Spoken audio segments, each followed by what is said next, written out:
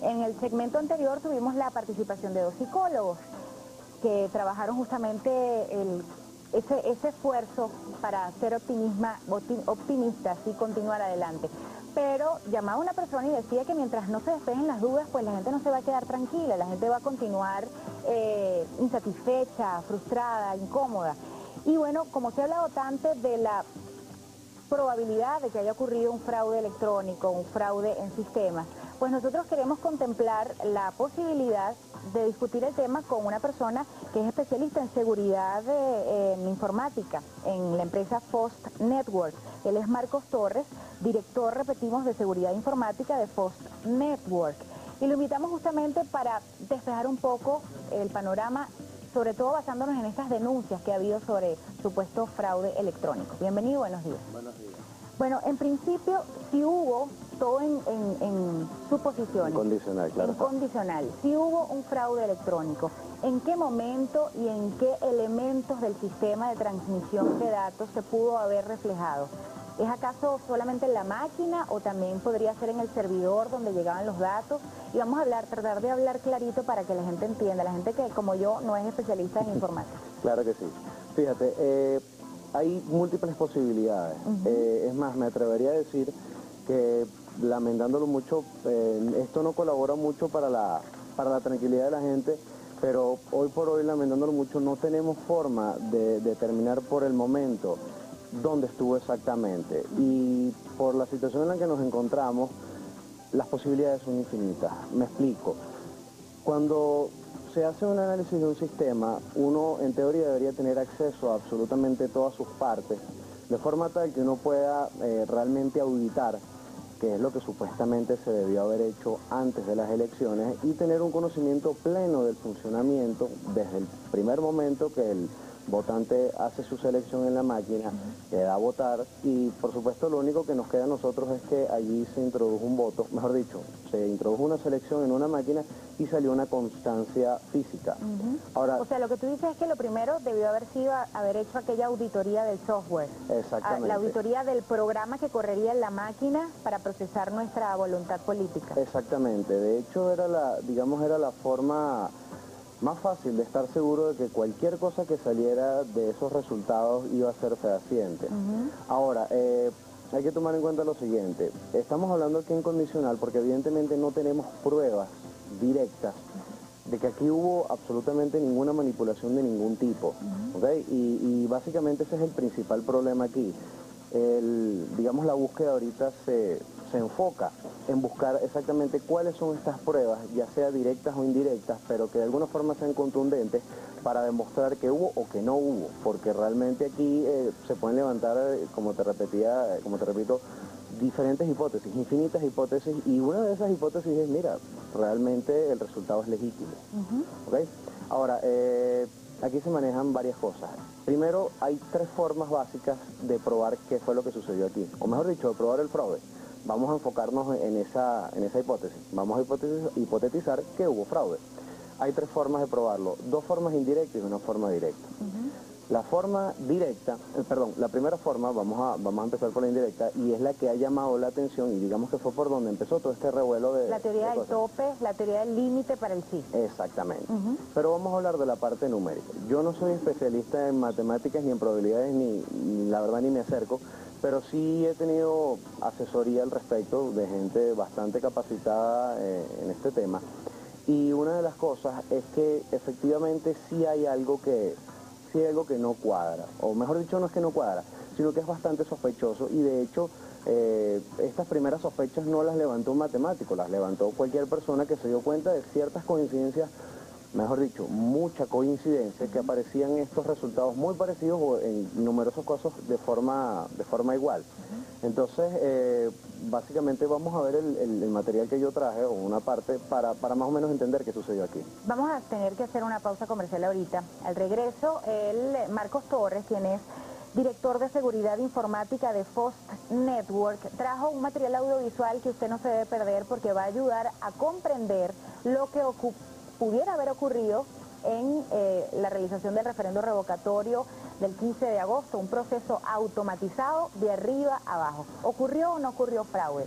Vamos a ver qué luces puede arrojar este especialista aquí en Entre Noticias. Ya regresamos.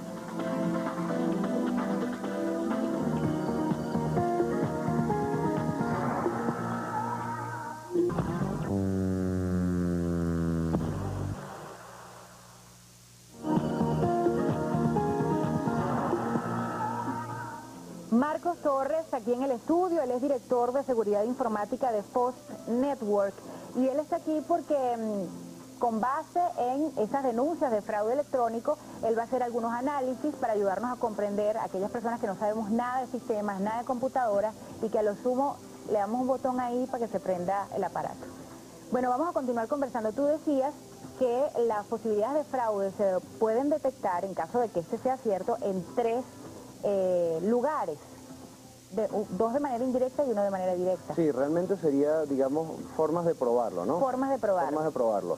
El punto es que las dos formas indirectas también nos proporcionan indicios en dónde buscar, en dónde pudo haber estado la supuesta manipulación y digamos que se hizo un análisis bastante sencillo que nos indique que efectivamente por lo menos el indicio puede ser legítimo. Ok, tú hablabas de el fraude que se detectó a través de los límites, lo que se ha llamado el tope, y hablabas de tope porcentual y tope numérico. Ese fraude está ubicado en la computadora, en la máquina como tal. Ok, fíjate, ese tope puede estar en varias partes. ¿Okay? Puede estar en la máquina o puede estar en el servidor.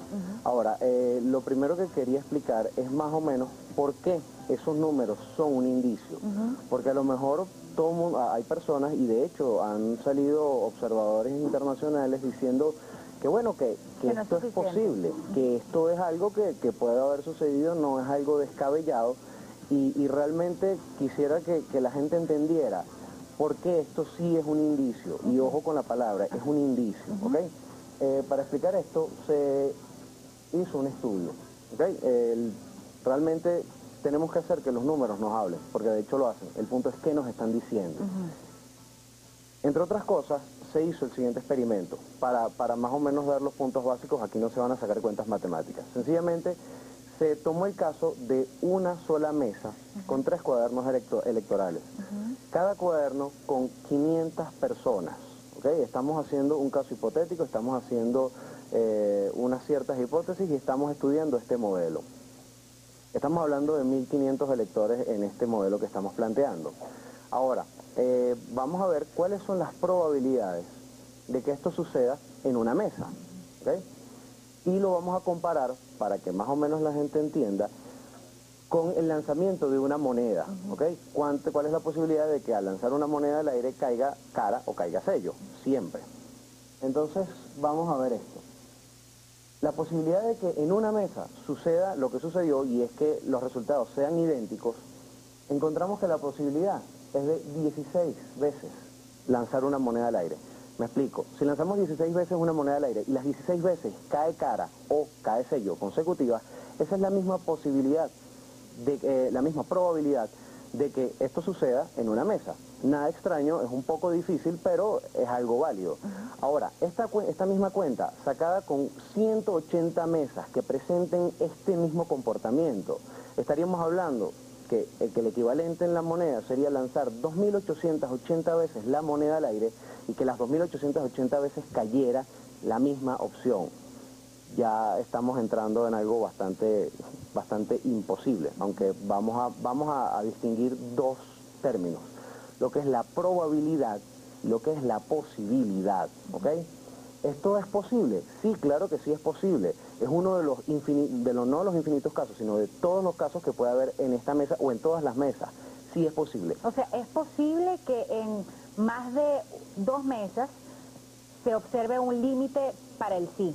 Un límite de 170, un límite de 360, etcétera. Eso es correcto. Es posible, y es una de las cosas que han estado diciendo los observadores. Es posible. Sí, claro que sí es posible. Pero no es probable. No es que no es probable, es muy poco probable. ¿Por qué es poco probable? Precisamente porque es un caso muy especial entre todas las posibilidades que hay. Me explico. Si hubiera una máquina, o mejor dicho, si los resultados fueran similares, más no idénticos, podría caber una duda más grande que la que ya hay. Me explico, la duda es, bueno, es uno de los casos.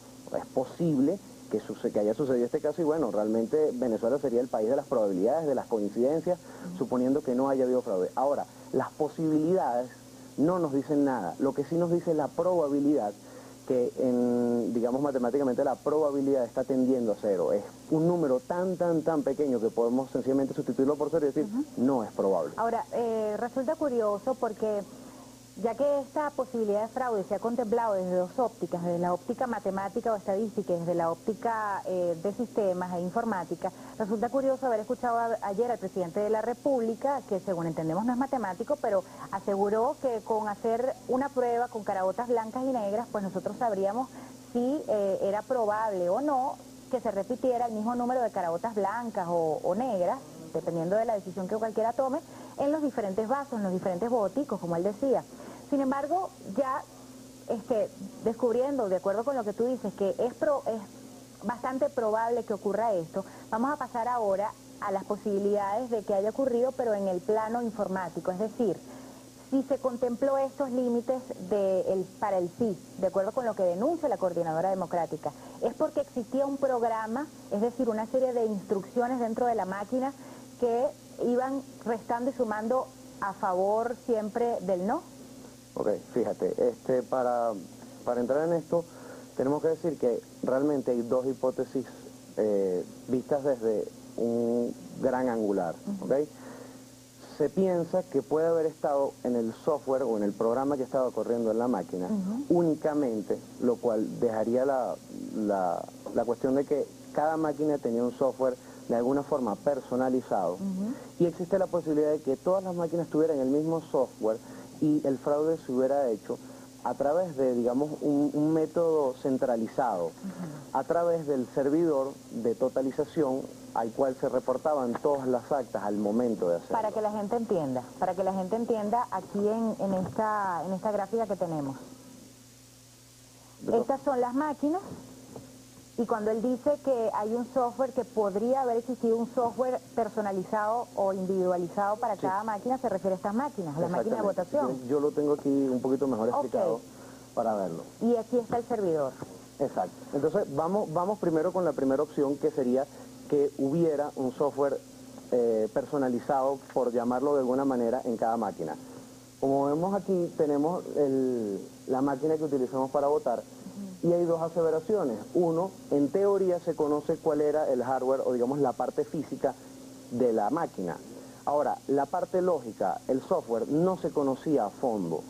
Y es aquí donde entra el primer problema. Como les decía al principio en el primer corte, no hay forma de saber exactamente qué está haciendo este software. Y básicamente se nos presenta como si fuera una caja negra, a la cual entran votos, sale una constancia física, pero no sabemos exactamente qué es lo que hay detrás, si eso se está sumando, se está restando, se está multiplicando, se está siquiera registrando, o si sencillamente esa máquina está haciendo una fachada de que está recibiendo los votos, los está imprimiendo, pero no está contabilizando. No sabemos absolutamente nada de esto y realmente la premisa en este sentido, al no conocer el software a fondo, sería sencillamente pensar: aquí no podemos asumir absolutamente nada, cosa que es una de las cosas básicas en la teoría de la seguridad. No se puede dar absolutamente nada por sentado. ¿Okay?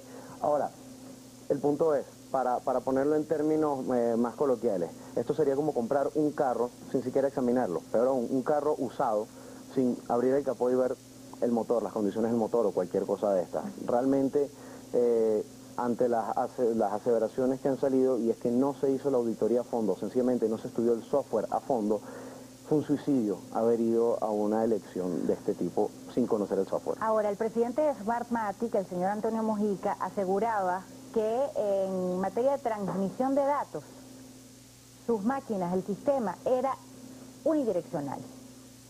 Si la teoría que tú nos explicas ahora y que se centra en el servidor es llegar a comprobarse, podría decirse entonces que la transmisión de datos se hizo de manera bidireccional, o sea, que de la máquina al servidor corrió una información, transitó una información y luego del servidor a la máquina se devolvió otra información. Eso es correcto. Explícanos eso, por favor. Esa es la segunda hipótesis y vamos a ver un poco el gráfico. En teoría, el modelo que nos presenta el señor Mujica es este. sencillamente se establecían las conexiones al servidor de totalización en el momento en el que era necesario hacer la transmisión para efectuar todos los cálculos necesarios, y la única información que debía transitar el flujo debería ser de las máquinas hacia el servidor. Y ya. Ahí se quedaba todo ese poco de datos de uno, el pocotón de sí y el pocotón de no. Exacto. En teoría no debería haber absolutamente ningún tráfico de información de vuelta, más allá de datos de control de flujo, un montón de cosas técnicas que, digamos, acuses de recibo. Exacto, acuses de recibo. Okay. Cuando se establece una transmisión, se reciben los paquetes y el que está recibiendo los paquetes debe decirle al que está enviando, mira, me llegó la información. Esta es la única data que debería haber llegado y que por supuesto debería ser totalmente transparente y ajeno a lo que es el proceso electoral como tal. Entonces, esto es lo primero que hay que decir. Cuando el señor Mujica dice que aquí supuestamente no había flujo de datos desde el CNE hacia las máquinas, es por supuesto exceptuando esto. Ahora, la hipótesis sobre las máquinas recibiendo información desde el CNE implica que podrían haber estado recibiendo incluso resultados definitivos. Sencillamente la máquina, y esto es una hipótesis, repito, la máquina podría haber estado enviándole al servidor del CNE, por ejemplo, la cantidad de votantes, de forma tal que el servidor procesara unos nuevos números en base a esto. ¿Buscando qué? Buscando que cuando se devolvieran los datos a la máquina y se imprimiera el acta de totalización, o mejor dicho, el acta de escrutinio, que cabe aquí el detalle, se imprimía después de establecer la comunicación de la máquina con el servidor, estos números tenían que cuadrar con el cuaderno electoral, que era algo físico y no se podía manipular con respecto a nada. Entonces, para tapar esta sospecha, sencillamente se enviaba el número total de votos y se devolvía un número, o mejor dicho, un número para el sí y un número para el no, totalmente modificado, pero que ambos sumaran lo que tenía que corresponder con el cuaderno electoral para, digamos, evitar este tipo de cosas. Es decir, los sí y los no recolectados por la máquina Smartmatic viajaron a través de esas redes de comunicación al servidor que estaba en el Consejo Nacional Electoral. Correcto. En vez de quedarse allí, habrían sido modificados allí en el servidor con otro programa. Con el mismo, pudo haber sido con el mismo software corriendo dentro del servidor. Con otro programa que revirtió las cifras, las modificó, es mi pregunta, Sí. y luego las devolvió a las máquinas. Exactamente. Fíjate, la forma como se pudo haber hecho esto, digamos una de las tantas maneras, es sencillamente recibir el número total de personas que votaron allí y sacar una proporción que ya podía estar preestablecida. Hay que dejar algo claro, todo esto es automatizado, incluso el mismo posible fraude tuvo que haber sido automatizado. Esto no era una persona que estaba recibiendo los números y bueno, vamos a ponerle tanto a esto y vamos a ponerle tanto al otro. No, sencillamente eso ya estaba listo, sencillamente ya había una, entre comillas, proporción determinada para uno y para otro, y sencillamente la suma del sí y el no tenía que coincidir con lo que hubiera llegado desde la máquina diciendo, mira, independientemente del número que tú pongas, tiene que sumar 450 electores, que fueron los que ese día asistieron a votar. Entonces, esa es la consistencia que tenían que ellos tener y, por supuesto, se podía perfectamente a nivel de sistema tener listo ya cuáles eran aproximadamente los números que iba a tener cada centro a nivel nacional que estuviera automatizado. Bueno, han comenzado a llegar comentarios y preguntas, ¿no? Por ejemplo, Luis Fernández desde Falcón dice, el fraude comenzó cuando alargaron las horas para votar. En las máquinas de computadora, en PDVSA, los chaguaramos chequeaban los resultados, por eso alargaban las colas, aproximadamente colas por 200 computadoras. Luego, Efren Torcat, desde Por la Mar, dice, en Google, Edward Lorenz dice que la teoría del fraude se llama atracción de caos, explica cómo alterando un dato los resultados cambian. Es la gente curioseando en internet saca esas conclusiones, ¿no? También Andrés García desde Mérida dice, la única manera de salir de dudas es repetir las elecciones en las mesas dudosas y hacer el conteo manual. Y pregunta Yannick Rojas desde Falcón, si ya se comprobó la cantidad de votos en los cuadernos, si la cantidad de votos en los cuadernos corresponde con las máquinas. Bueno, los votos no están en los cuadernos, los votos están en las papeletas que uno depositó en las urnas, ¿no? Ahora bien, una vez hecho esta rápida revisión de las posibilidades de fraude en caso de que existiera, ¿qué posibilidades hay de que se demuestre un fraude electrónico como el que pudo haber ocurrido? ¿Qué posibilidades hay? Vamos, para que nos digas eso, vamos a hacer una pausa comercial Y al regreso, amigos, quédense allí porque este especialista en seguridad informática nos va a explicar si es posible demostrar, en caso de que hubiera existido, un fraude electrónico en el referendo revocatorio del cargo presidencial aquí en Venezuela. Ya regresamos.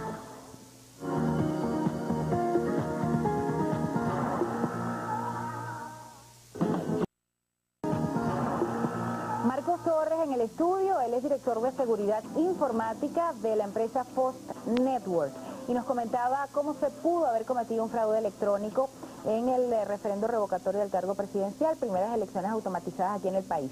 Bueno, de haber ocurrido este fraude, ¿qué posibilidades tenemos de demostrarlo? Fíjate, existen todavía las posibilidades. Hay algo que hay que dejar claro, y es que hoy por hoy, en este momento, una auditoría como las que se han estado haciendo en estos días es totalmente inútil.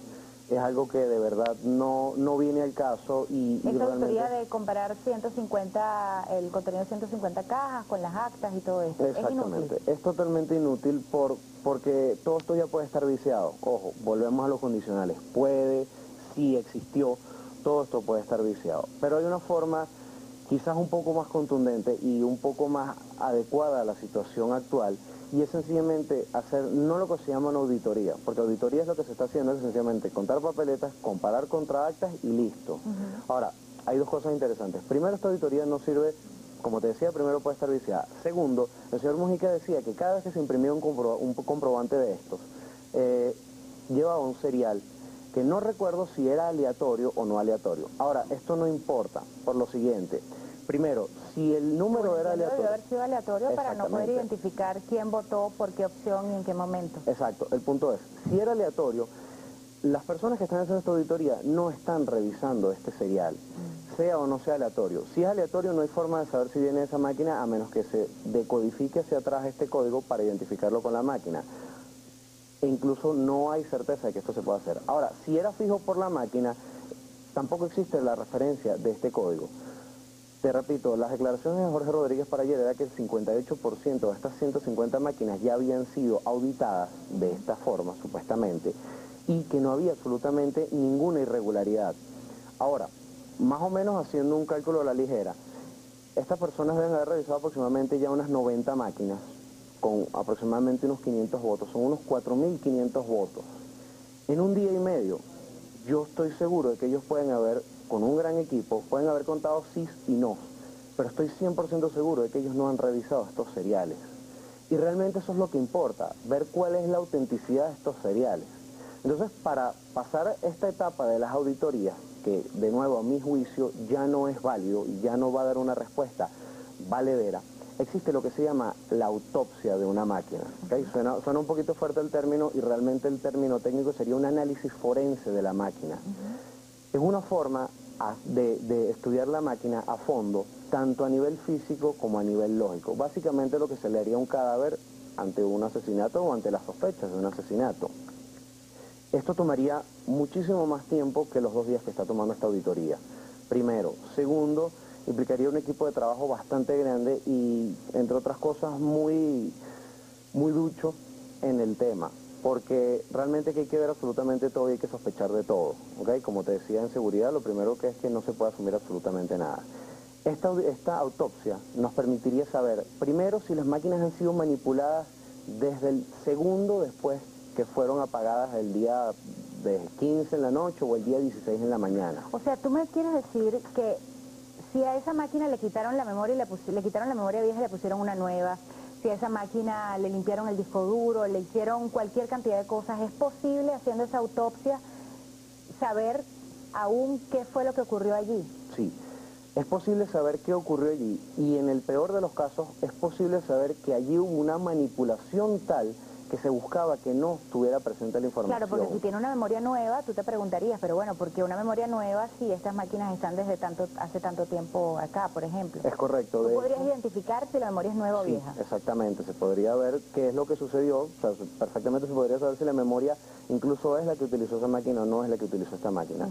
Hay que destacar que estos son métodos que no los estamos inventando, no es algo nuevo, lo que pasa es que no se le ha dado mucha difusión, pero estos son los métodos que utilizan las agencias gubernamentales tanto en Estados Unidos y en Europa, cuando capturan a lo mejor a un terrorista que está utilizando medios informáticos para comunicarse, o a lo mejor cuando se realizan fraudes electrónicos, que la gente trata de tapar sus rastros, pero siempre en algún sitio queda una huella. Y vamos ya a una parte un poco menos informática, y es que nunca hay crimen perfecto, y esto es lo que nos permitiría a nosotros en algún momento establecer qué fue lo que sucedió. Ahora, tú asegurabas al principio que no haber revisado, no haber hecho la auditoría del software antes de ir a las elecciones era prácticamente un suicidio. Correcto. Sin embargo, yo te pregunto, ¿es posible que aún habiendo tenido la posibilidad de revisar el software, este haya sido cambiado después? O sea, ¿hasta qué punto la revisión del software previamente al proceso electoral nos aseguraba que no iba a ser modificado? Porque, según entiendo, un software un nuevo software lo puede hacer, no cualquiera, pero la gente que sepa eso sí lo puede hacer. Claro, eso es un buen punto, y sí, de hecho, la auditoría de ese software, y esa auditoría como tal hubiera sido sencillamente ver el código fuente del software por completo, tanto del que iba a correr en las máquinas como del que iba a correr en el servidor, no nos iba a dar un 100% de certeza de esto, ¿ok? Porque perfectamente puede haber sido modificado y sustituido, y después sustituido de vuelta para ver que, o sea, para tapar el fraude, el supuesto fraude. El punto es, por lo menos en aquel momento podíamos haber tenido un 90% de certeza. En este momento estamos prácticamente ciegos. Para entrar un poco en detalle con esto, el código fuente, que ha salido mucho y quizás mucha gente no sabe qué significa el código fuente. Cuando se escribe un programa, se escribe en un lenguaje de programación, que es un lenguaje cuasi humano. Mejor dicho, allí se establecen absolutamente todas las instrucciones y cómo va a ser el comportamiento tanto de este software como de la máquina ante cualquier eventualidad que esté contemplada por el programador. Me explico. Si yo le doy así y le doy votar, sencillamente eso va a lo que se llama una variable que va a contar y va a ir contando cuántas veces se presionó sí y votar, y de la misma forma con el no, todas las instrucciones de impresión, todo este tipo de cosas. Allí está detallado absolutamente todo, pero te estoy diciendo que es todo lo que está en el software. Cosa que no esté contemplada allí, cosa que ese software no puede hacer. La máquina es una máquina y ella sigue instrucciones. Entonces, ¿qué es lo que sucede? Si nosotros no tenemos eso, nosotros no sabemos si detrás de ese sí y ese no, y ese supuesto contador que estaba allí, había otra rutina, que es lo que sería una especie de una partecita del programa. Una rutina que a lo mejor se conectara al servidor y permitiera que el servidor modificara los resultados que estaban almacenados en la máquina, algo que a lo mejor estableciera un tope, algo que de alguna forma manipulara los datos de forma tal que no fuera fehaciente la información que estaba saliendo de esa máquina y por supuesto en el servidor. ¿Okay? Ahora, ¿cuáles son los detalles aquí? Existe el código fuente, pero en las máquinas no está el código fuente, porque la primera reacción sería, bueno, vamos a ver las máquinas, vamos a ver el código fuente. No, y en contra de lo que dijo el señor Mujica, el código fuente no está en las máquinas. Una vez que el código fuente está listo, pasa a través de un proceso que se llama compilación y resulta en lo que se llama un archivo binario. La compilación básicamente sería una traducción de este lenguaje cuasi humano en el que está escrito el código fuente y pasado al lenguaje de máquina, que en teoría no puede ser leído por una persona humana sino por una máquina. Ahora, hay métodos que permiten leer el binario hasta cierto punto para ver qué podía estar más o menos sucediendo en este software. Allí es donde entra la parte de la autopsia. Ahora, señor Torres, nosotros ya vamos a concluir con esta entrevista. Queremos escuchar de su voz, usted que es especialista en seguridad de sistemas, ¿cuáles son las recomendaciones entonces que le daría a quienes argumentan que hubo fraude electrónico? ¿Cuáles serían las recomendaciones para comprobar si realmente hubo fraude? Fíjate, Diana, la recomendación es hacer este análisis forense de una muestra bastante grande de las máquinas, hacer o revisar el código fuente de las máquinas y del servidor, pero eso es ya. No se puede esperar mucho tiempo, porque, te repito, esto es un paralelo del análisis forense normal que se hace en una escena del crimen. La escena del crimen se analiza en el momento, inmediatamente después que se ha descubierto el crimen o lo que ha sucedido aquí, porque dejar pasar mucho tiempo es sencillamente permitir a que se contamine o que sencillamente se altere por cuestiones naturales, que no sería el caso, un software no se altera por cuestiones naturales, pero sí que venga alguien y manipule la escena del crimen, y en este caso tanto las máquinas como el servidor y todo el sistema serían la escena del crimen, y realmente aquí puede suceder cualquier cosa. Y entre más tiempo pase, más tiempo se da para encubrir esto. Y sí, efectivamente podríamos llegar al lamentable suceso de que no se pueda descubrir nada. Por eso es que la recomendación es hacerlo y es hacerlo ya. Bueno, muchísimas gracias. Entonces, Marcos Torres, director de Seguridad Informática de FOST Network, ha contribuido, y así lo esperamos, a aclarar algunas dudas en torno a la posibilidad de que hubiera existido fraude en estos recientes comicios realizados aquí en el país el 15 de agosto. Bueno, después del 15 de agosto hay un nuevo panorama en el país.